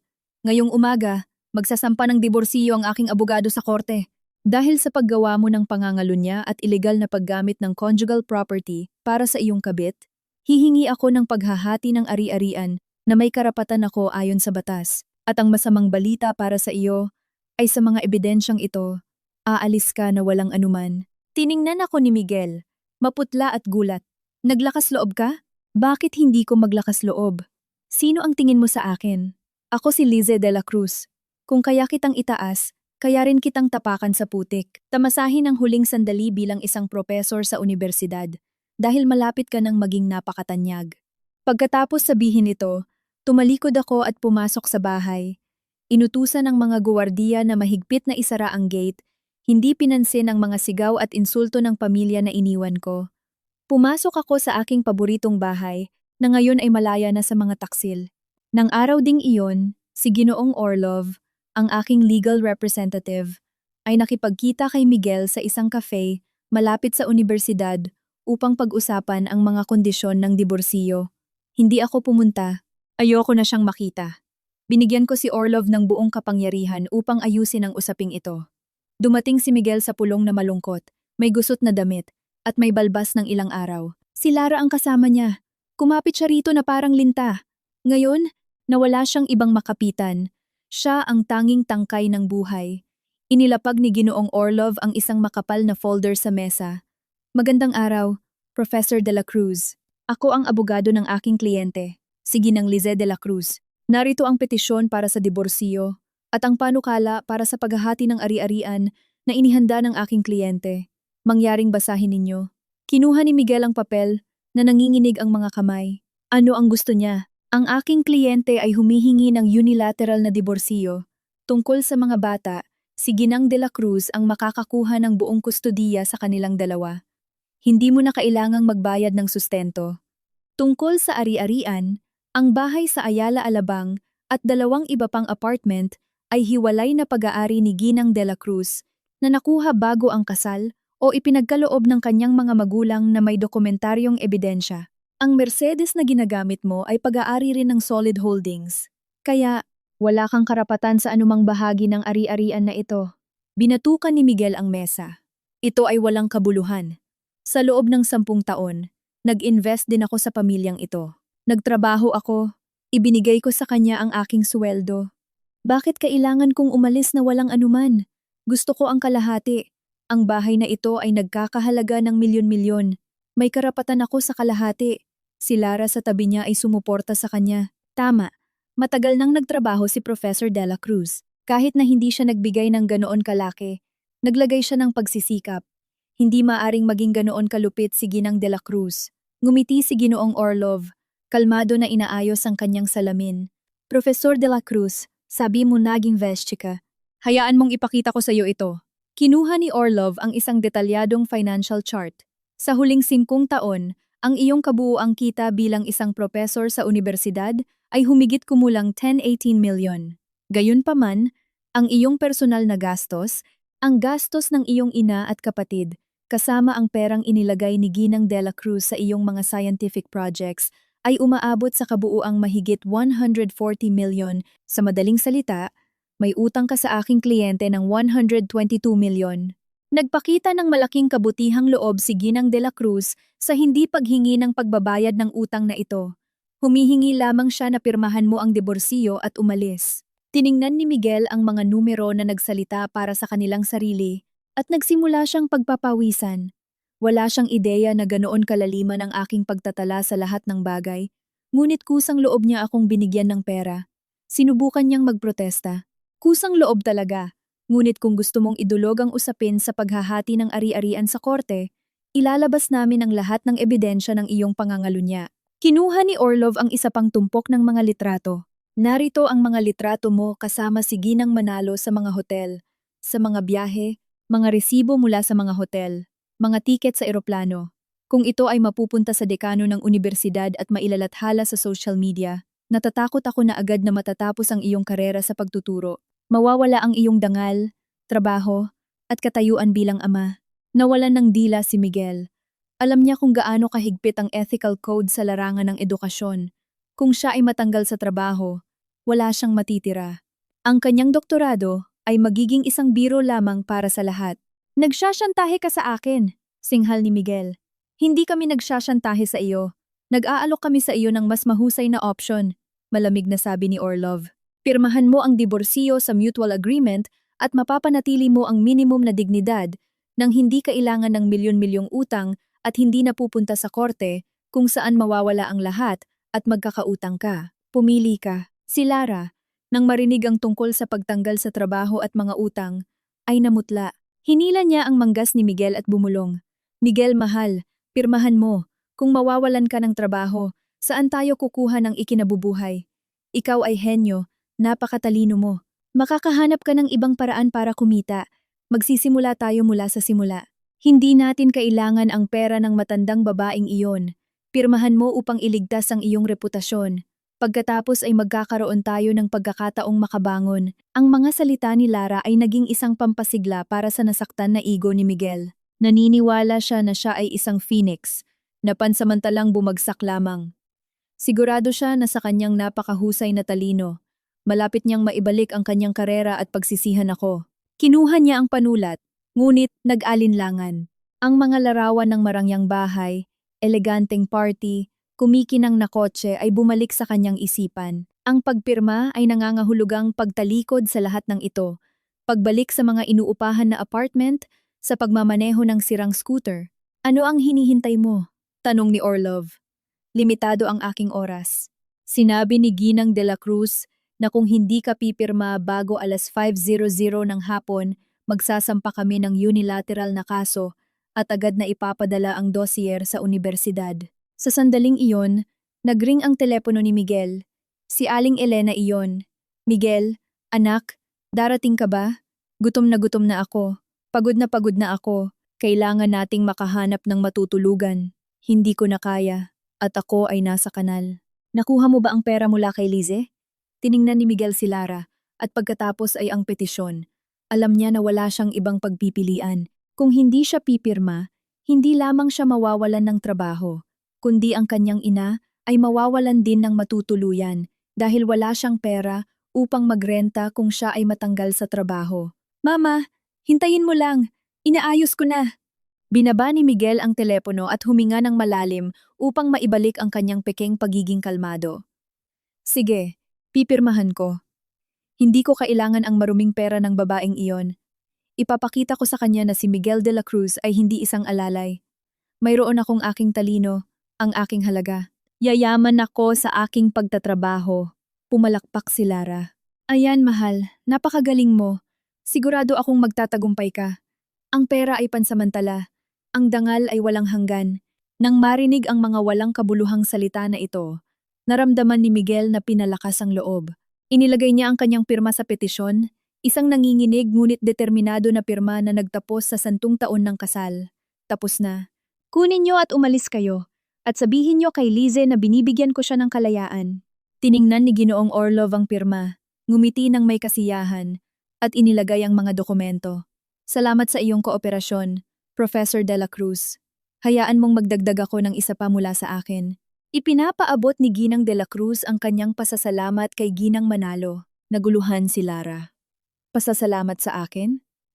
Oh, sinabi ni Ginang de la Cruz na salamat sa paglitaw ni Ginang Manalo na nagpaliwanag sa kanya tungkol sa tunay na pag-ibig. Nakahanap siya ng lakas upang tanggalin ang pasanin na kanyang dinadala sa loob ng 10 taon. Nais niya sa inyong dalawa na maging napakasaya na magkasama sa inyong mapagpakumbabang kubo na may 2 gintong puso. Paalam. Tumayo si Ginoong Orlov at umalis, iniiwan sina Miguel at Lara na nakatayo. Ang kanyang mga salita ay parang isang sampal sa mukha. Nagsimulang maunawaan ni Miguel na ang kalayaan na kakapirma niya lang ay hindi maaaring ganoon katamis tulad ng inaakala niya. Hawak ang kopya ng divorce agreement, umalis si Miguel sa cafe, pakiramdam ay walang laman. Nagsimulang umulan. Nang walang sasakyan na susundo sa kanila, kinailangan nilang magkubli sa ilalim ng isang awning, naghihintay ng taxi. Miguel, saan na tayo ngayon?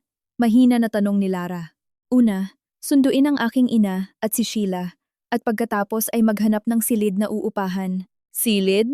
Kumunot ang noo ni Lara. Bakit hindi tayo magrenta muna ng apartment? Hindi ako sanay sa maliliit na lugar. Humarap si Miguel sa kanyang kabit, at sa unang pagkakataon, ang kanyang mga hinihingi ay mukhang nakakainis. Sa anong pera tayo magrerenta ng apartment? Sa ngayon, mayroon akong 7,000 lang na cash. Sa tingin mo ba hindi humihingi ng deposit para sa apartment? Tumahimik si Lara, hindi na nangahas magsalita. Tumawag si Miguel ng taxi, at nagpunta sila upang sunduin ang kanyang ina at kapatid. Sa gabi, kasama ang lahat ng kanilang bagahe, sumiksik sila sa isang maliit na kotse. Ang pinaghalong amoy ng pawis, murang pabango ni Sheila, at amoy lupa ng kanilang damit na nabasa ng hamog ay lumikha ng isang nakasasakal na kapaligiran. Nakakita sila ng silid na humigit kumulang 20 metro kuwadrado sa isang tagong eskinita sa isang mahirap na bahagi ng lungsod. Ito ay isang mamasamasa na lugar na may mga nagbabalat na pader at isang mabahong banyo. Si Aling Elena, pagkapasok pa lang, ay tinakpan ng kanyang ilong. Diyos ko! Anong imburnal ito, anak? Paano mo ako dinala sa lugar na ito? Hindi man lang ako makahinga. Sumigaw din si Sheila. Hindi ako mananatili rito. Nakakasuklam ito. Miguel, gumawa ka ng isang bagay. Ikaw ay isang doktor sa agham at pinapayagan mong manirahan ang iyong pamilya sa butas na ito. Ibinato ni Miguel ang mga maleta sa sahig at sumigaw sa desperasyon. Manahimik kayong dalawa. Ang mayroon tayo na bubong sa ating ulo ay biyaya na. Wala tayong pera, wala tayong bahay. Ano pa ang gusto ninyo? Kung gusto ninyo ng karangyaan, bumalik kayo at umasikaso kay Lize. Nang marinig ang aking pangalan, Tumahimik ang tatlong babae. Alam nila na ang pinto na iyon ay sarado na magpakailanman. Nang gabing iyon, sa masikip na silid, apat silang natulog, nagkumpulan sa isang lumang kutson sa sahig. Nagrereklamo si Aling Elena sa sakit ng kanyang likod. Umiiyak si Sheila para sa kanyang komportableng kama at si Lara na nakaharap sa pader ay humihikbi. Si Miguel, na may bukas na mata, ay nakatingin sa may mansa na kisame. Hinawakan niya ang kopya ng divorce agreement sa bulsa ng kanyang kamiseta. Ang kanyang pirma ay naroon pa rin. Ang itim na tinta ay parang pilat. Pinirmahan niya ito nang may pagmamalaki ng isang taong nasaktan ang kanyang ego. Naniniwala na siya ay muling babangon ng mas malakas.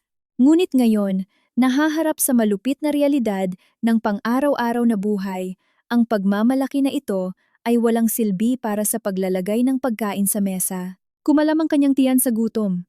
Hindi siya kumain buong araw. Naalala niya ang mararangyang pagkain na inihanda ng personal chef sa bahay, ang vintage wine, ang malambot na kama na may mga sapin na amoy sariwa. Lahat ng ito ay nawala, tulad ng isang bula ng sabon. At ang mas masahol pa, nagsimula siyang maunawaan na bukas. Kapag sumikat ang araw, magsisimula ang tunay na labanan para sa kaligtasan. Paano niya titingnan ang kanyang mga kasamahan sa unibersidad kapag kumalat ang balita? Saan siya kukuha ng pera upang pakainin ang tatlong bibig? Kung ang suweldo para sa buwang ito ay halos naubos na sa mga paunang bayad? Ang aking paghihiganti ay hindi ang saktan sila o insultuhin. Ang aking paghihiganti ay ang bigyan sila ng lasa ng kahirapan na kanilang kinasusuklaman upang hayaan silang magkainan sa putik na kanilang sariling nilikha. Ako, na nakaupo sa aking marangyang penthouse, umiinom ng mainit na chamomile tea, ay ngumiti habang tinitingnan ang mahina na ulan sa labas ng bintana. Nanalo ako. Isang tagumpay na walang armas, ngunit napakalaki. Kinabukasan ng umaga, tinawagan ako mula sa istasyon ng pulisya. Nagpunta si Miguel upang magreklamo tungkol sa akin dahil sa pagnanakaw at ilegal na pagpapaalis mula sa bahay.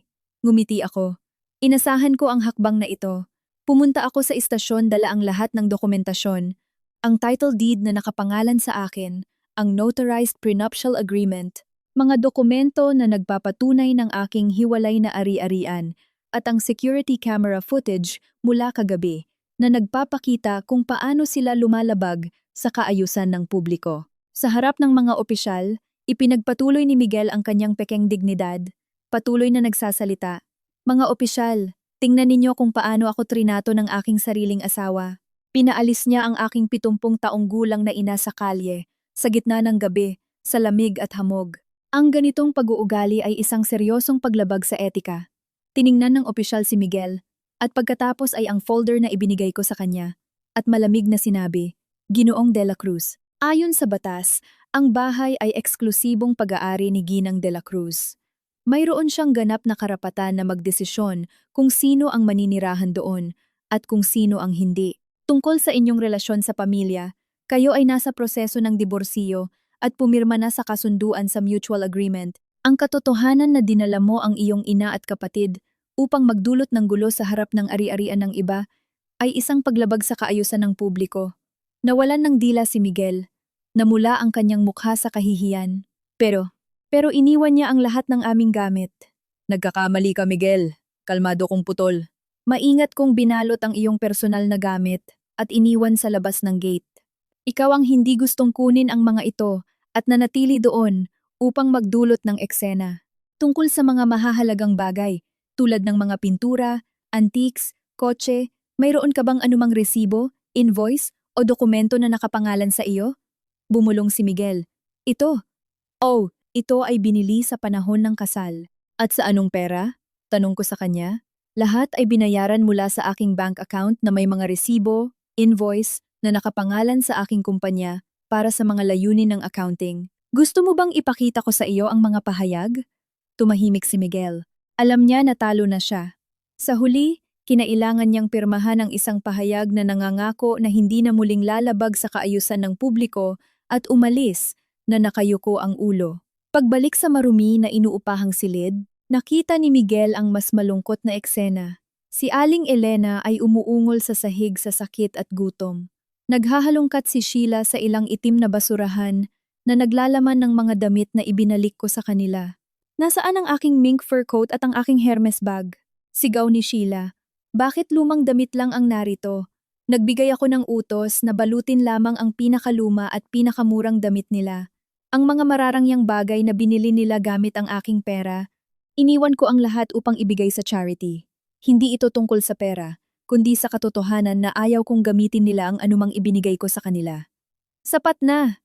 Sigaw ni Miguel sa kanyang kapatid. Tigilan mo na ang pagrereklamo. Galing lang ako sa pulisya. Talunan tayo. Sa kanya ang bahay, sa kanya ang mga gamit. Wala tayong mababawi. Nang marinig ito, bumagsak ang tatlong babae. Nawala ang kanilang huling pag-asa na makabalik sa bahay upang pagnakawan ito. Ang masamang balita ay patuloy na dumarating. Nang araw ding iyon, nakatanggap si Miguel ng tawag mula sa dekano ng unibersidad na humihiling na dumalo siya sa isang pulong. Nagmamadali siyang nagsuot ng tanging suit na natitira sa kanya, sinusubukang ayusin ang kanyang buhok upang mapanatili ang minimum na dignidad. Sa opisina ng dekano, nakakapanindig balahibo ang tensyon. Inilapag ng dekano sa mesa ang pahayag mula sa aking kumpanya tungkol sa pagbawi ng pondo, Professor De La Cruz. Opisyal na inihayag ng Solid Holdings ang pagbawi ng lahat ng pondo para sa iyong scientific project. Ang dahilan na kanilang ibinibigay ay ang kawalan ng etika sa panahon ng kooperasyon. Maaari mo bang ipaliwanag ito? Maaari mo bang ipaliwanag ito? Si Miguel, na labis na pinagpapawisan, ay sinubukan na bigyang katwiran. Ginoong dekano, ito ay isang personal na hindi pagkakaunawaan sa pagitan ko at ng aking asawa. Galit siya at sinusubukan lang na pahirapan ang aking buhay. Kakausapin ko siya upang kumbinsihin siya. Hindi lang iyon, putol ng dekano, itinulak ang isang tumpok ng mga litrato sa kanya. Nakatanggap ang unibersidad ng isang anonymous na reklamo na may mga ebidensyang ito. Nagkakaroon ka ng hindi nararapat na relasyon sa estudyanteng si Lara Manalo at ginamit mo ang pondo ng proyekto para sa personal na gastos. Kumalat na ang balita sa mga estudyante na seryosong nakakasira sa reputasyon ng unibersidad. Tiningnan ni Miguel ang mga litrato kung saan siya at si Lara ay magkayakap sa isang hotel at namutla na parang tela. Alam niya na ang anonymous na reklamo ay gawa ko. Professor De La Cruz. Ayon sa mga patakaran, nagpasya ang unibersidad na suspindihin ka sa pagtuturo habang iniimbestigahan. Bukod pa rito, dahil kinansela ang proyekto, kailangan mong ibalik ang paunang bayad na 2 milyon na ibinigay sa iyo. Kung hindi mo ito ibabalik, ipapasa namin ang kaso sa mga autoridad.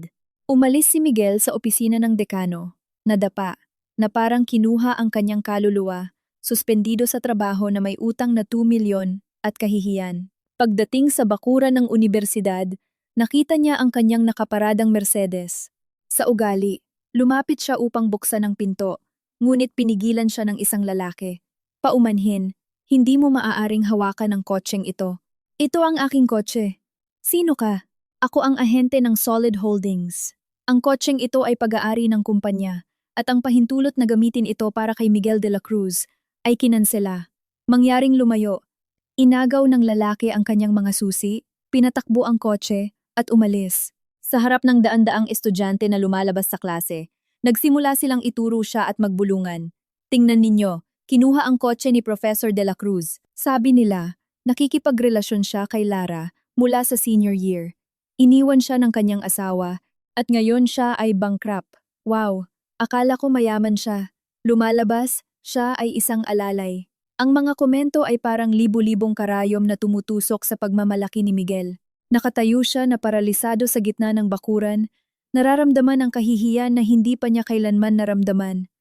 Ang imahe ng henyo at marangal na propesor na kanyang pinaghirapan na buuin ay ganap na gumuho.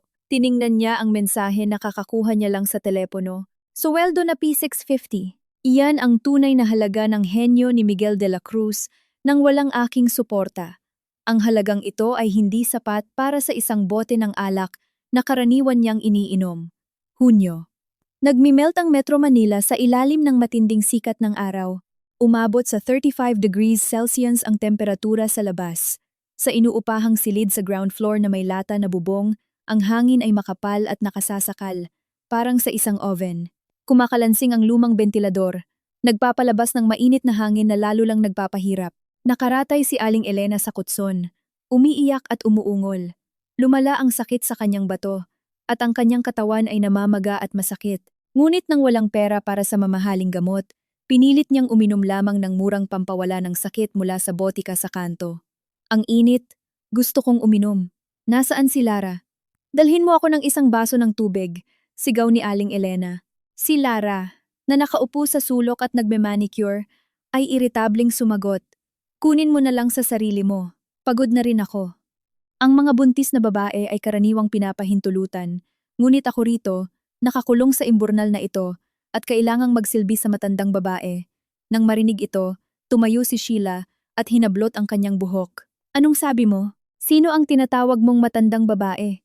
Siya ang ina ng iyong asawa. Walang pasasalamat na bruha. Kung hindi ka magsisilbi sa kanya, sino ang magsisilbi? Ikaw ay isang tagapaglingkod lamang, isang pasanin sa pamilyang ito. Nagkagulo ang dalawang babae. Si Miguel, kakagaling lang, pagod mula sa trabaho, nakita ang eksena at sumigaw. Sapat na ako! Manahimik kayong dalawa. May sapat na tayong problema upang kayo pa ay mag-away. Mula nang siya ay masuspinde sa trabaho, sinubukan ni Miguel na magbigay ng pribadong leksyon, ngunit sa kanyang masamang reputasyon, walang magulang ang magtitiwala sa kanya ng kanilang mga anak. Kinailangan niyang itago ang kanyang doktorado at magsimulang magtrabaho bilang isang Grab food rider upang kumita ng pera. Ibinato niya ang helmet sa sahig at umupo, humihinga ng hila. Magkano ang kinita mo ngayon? Tanong ni Sheila. Nagningning ang kanyang mga mata. 500. 300 ang nagastos sa gasolina at 200 sa pagkain, kaya 1,000 na lang ang natitira. 1,000 lang? Gumuso si Sheila. Hindi pa nga sapat para sa gulay. Miguel, kailangan mong gumawa ng isang bagay. Wala man lang akong pera para sa personal hygiene. At saan mo gusto akong kumuha ng pera? Sigaw ni Miguel. Mayroon kang mga kamay at paa. Magtrabaho ka? O mananatili kang nakahiga buong araw, naghihintay ng limos?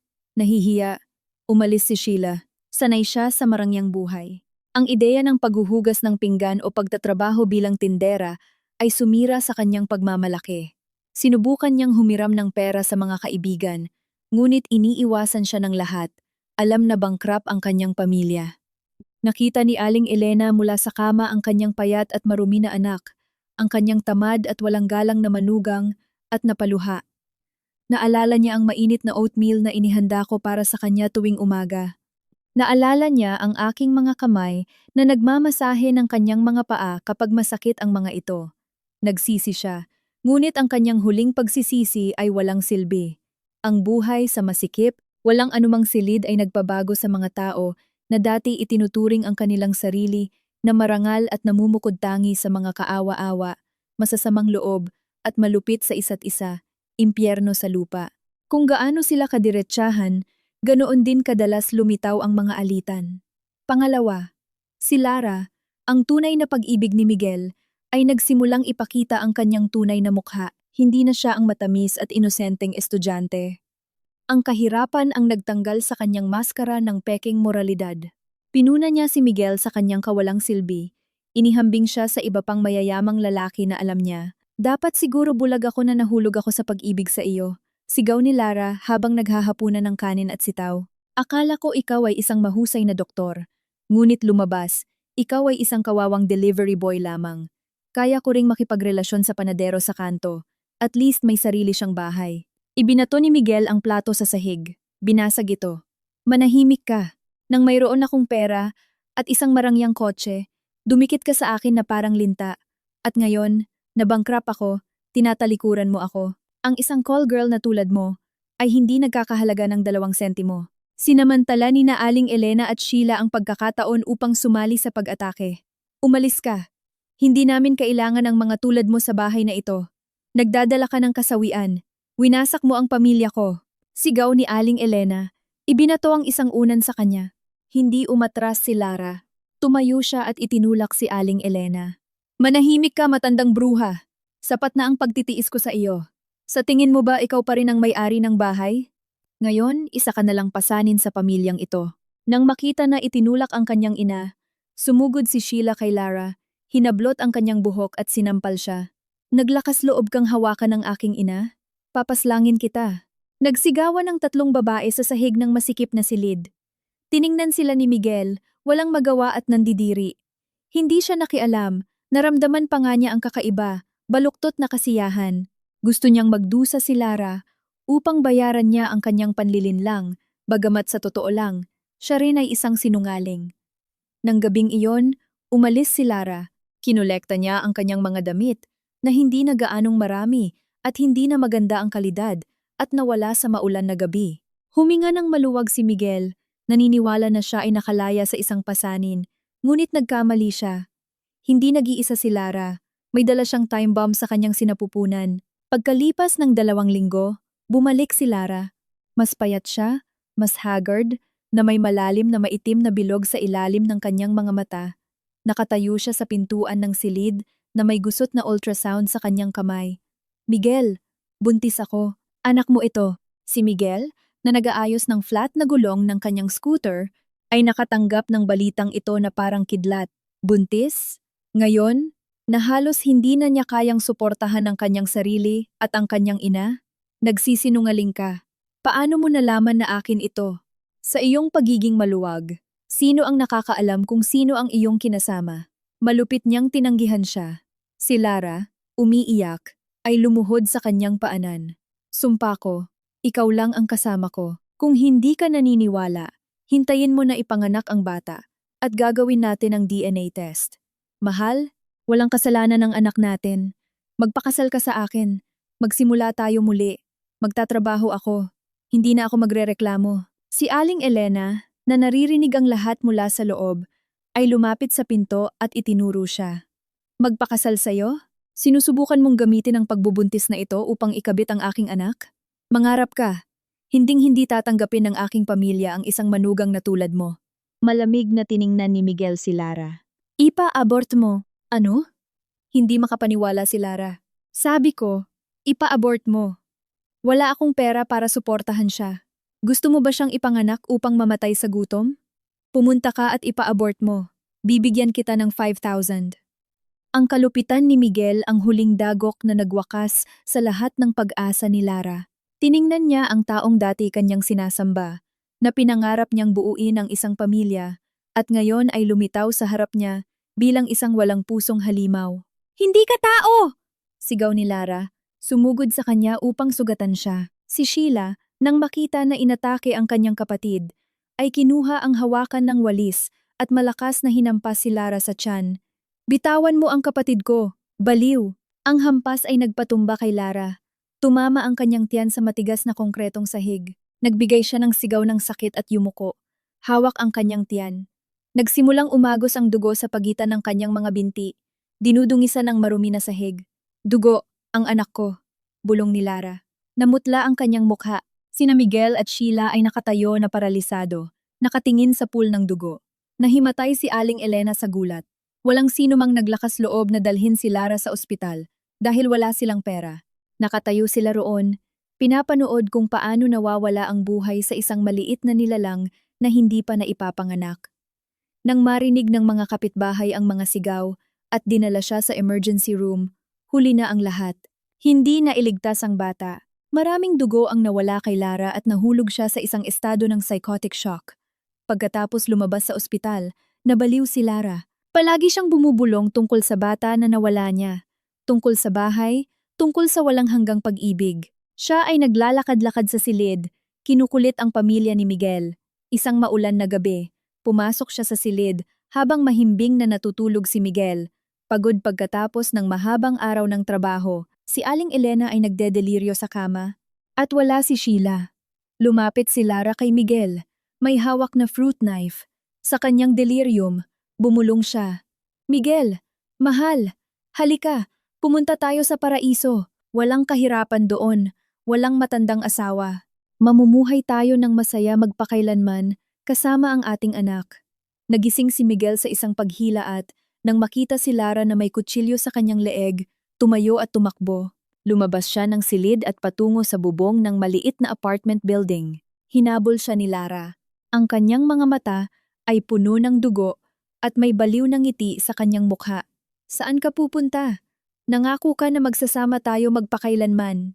Nang makarating sa bubong ng ikalimang palapag, si Miguel ay nakulong. Sa likod niya ay tanging ang mababang rehas, at sa ilalim ay ang malamig na semento. Lara, huminahon ka. Mag-usap tayo. Pakiusap ni Miguel. Hindi nakinig si Lara. Sumugod siya sa kanya at mahigpit siyang niyakap. Ang banggaan, kasama ng madulas na sahig dahil sa ulan, ay nagpatumba sa kanilang dalawa. Nadulas si Miguel at nahulog sa likod ng rehas. Kumapit si Lara sa kanya, na parang nasa isang nakamamatay na yakap na hindi niya kayang takasan. Ah! Isang nakakapanindig balahibong sigaw ang pumunit sa katahimikan ng ulan. Bumagsak silang dalawa mula sa ikalimang palapag. Blag! Lahat ay nanahimik. Ang kanilang dugo, na halo sa tubig ulan, ay kumalat sa kalye. Ang wakas ng makasalanang pag-ibig. Ang wakas ng bulag na ambisyon at kasuklam-suklam na pagtataksil nang malaman ang pagkamatay ng kanyang anak. Nagkaroon ng stroke si Aling Elena at namatay habang papunta sa ospital. Si Sheila, matapos ayusin ang libing ng kanyang ina at kapatid, gamit ang pera na inambag ng mga kapitbahay at natakot sa malaking utang na iniwan ni Miguel, ay tumakas sa bansa at hindi na muling narinig. Pagkalipas ng 3 taon, nakatayo ako sa balkonahe ng aking bagong bahay sa tabi ng dagat sa Boracay, humihinga ng sariwang hangin. Ang simoy ng dagat ay humahaplos sa aking buhok, na ngayon ay maikli at nakabold na estilo. Pagkatapos ng lahat, ibinenta ko ang bahay sa Makati, puno ng masakit na alaala. Lumipat ako kasama ang aking 2 anak sa Boracay upang magsimula ng bagong buhay. Ang aking negosyo ay umunlad. Pinalawak ko ang aking network ng mga restaurant sa buong bansa. Naging isa sa mga pinakamatagumpay na business lady. Sina Paulo at Sofia ay lumaki na. Sila ay mahusay na estudyante at napakaunawa. Hindi nila kailanman binabanggit ang kanilang ama upang protektahan ako mula sa masasamang alaala. Umiinom ako ng chamomile tea, pinapanood ang aking mga anak na naglalaro sa puting buhangin. Nararamdaman ko ang hindi kapani-paniwalang kapayapaan. Nalampasan ko ang bagyo. Naghiganti ako at natutong magpatawad.